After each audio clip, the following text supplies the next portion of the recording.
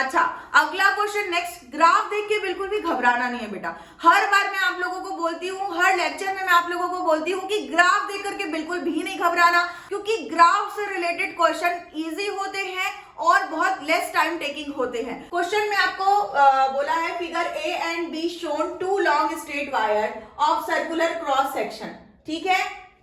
तो हम लोगों को यहाँ पे दो लॉन्ग स्ट्रेट वायर दिया हुआ है जिसका जो है cross section, circular cross section इस तरीके से बीच में बनाया हुआ है, जिसमें एक का जो रेडियस है ए गिवन है, दूसरे का रेडियस यहाँ पर बी गिवन है।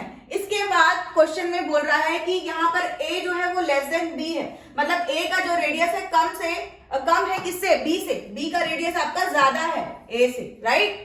समझ आई बात। इसके बाद कैराइन conductor I which is uniformly distributed across the cross section।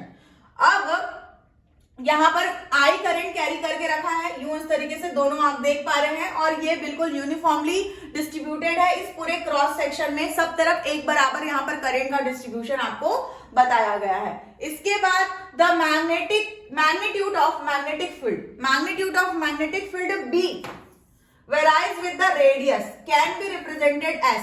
तो अगर यहाँ पर इनके बीच का जो मैग्नेटिक फील्ड है वो किसके साथ वेरी कर रहा है, रेडियस r के साथ वेरी कर रहा है, तो आप उसको यहाँ पर ग्राफ में कैसे रिप्रेजेंट कर सकते हो, ठीक है। यहाँ पर आपको यूं सर्कुलर क्रॉस सेक्शन एरिया दिया हुआ है बेटा, बिल्कुल सिमिलरली आप इलेक्ट्रिसिटी में भी पढ़ते हो इलेक्ट्रिक फील्ड के लिए, यहाँ पर मैं आपको मैग्नेटिक फील्ड के लिए एक्सप्लेन कर रही हूँ, आप इसको रिलेट कर सकते हो।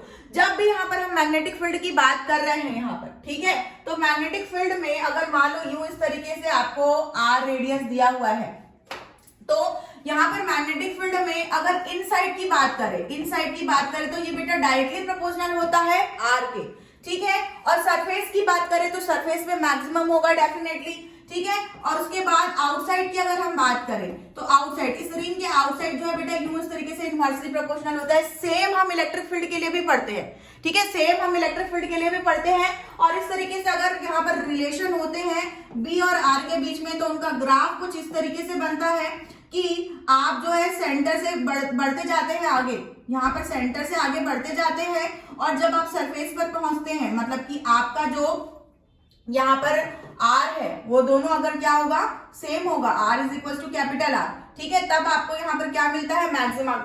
यू इस तरीके से आगे जो है यूं इस तरीके से कर्व बनता है, मतलब कि यहाँ पर इनसाइड मैग्नेटिक फील्ड के लिए है, और जो कि डायरेक्टली प्रोपोर्शनल है किसके, रेडियस के डायरेक्टली प्रोपोर्शनल है, और यहाँ पर रेडियस के इनवर्सली प्रोपोर्शनल है। बिल्कुल सिमिलर था जब हम लोगों ने इलेक्ट्रिक फील्ड पढ़ा था, तो यही चीज हम लोगों को यहाँ पर दो रेडियसेस के लिए दिए गए हैं, ठीक है।